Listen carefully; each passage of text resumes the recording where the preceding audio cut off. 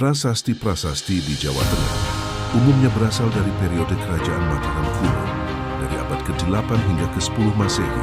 Berikut adalah isi singkat dan pesan utama dari beberapa prasasti paling penting yang ditemukan di wilayah tersebut. Pertama, prasasti Canggal, ditemukan di Gunung Wukir, Magelang bertahun 732 Masehi, menceritakan pendirian Lingga, lambang Dewa Siwa oleh Raja Sanjaya, memuji kesuburan Jawa yang kaya padi dan emas.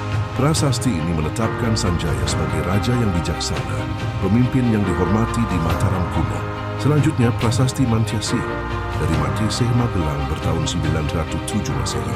Sangat penting karena memuat daftar raja-raja Mataram kuno, dari Rakai Mataram Sang Ratu Sanjaya hingga Dyah Baritung. Tujuannya adalah melegitimasi kekuasaan Dyah Baritung sebagai pewaris sah tahta kerajaan. Kemudian prasasti Kalasan dari Kalasan, Sleman bertahun 778 Masehi mencatat pembangunan candi suci untuk Dewi Tara dan wihara untuk para pendeta Buddha. Proyek ini dilakukan oleh raja dari keluarga Shailendra atas bujukan para guru agama.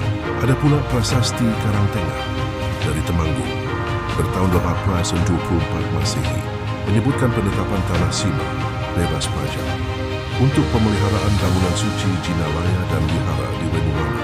Wenuwana diidentifikasi sebagai Candi Mendung. Prasasti ini juga kunci penanggalan pembangunan Candi Borobudur. Prasasti Sojomerto dari Batang diperkirakan abad ke-7 Masehi, menggunakan bahasa Melayu kuno, isinya bersifat keluarga, menyebutkan tokoh Dapunta Selendra beserta keluarganya. Ini dianggap sebagai bukti awal keberadaan dinasti Shailendra di Jawa.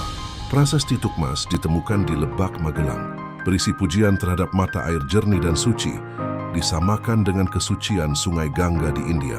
Uniknya, prasasti ini memuat simbol-simbol keagamaan, seperti Trisula, Kendi, dan Teratai.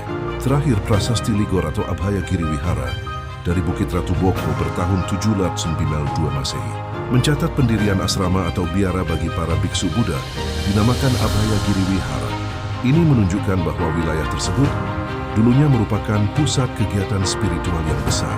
Kebanyakan prasasti di Jawa Tengah memiliki struktur tetap, dimulai dengan sambutan pemujaan kepada dewa, baik Siwa maupun Buddha, dilanjutkan dengan penanggalan, menggunakan kalender Saka yang sangat detail. Intinya adalah keputusan raja mengenai penetapan wilayah bebas pajak atau pembangunan tempat suci.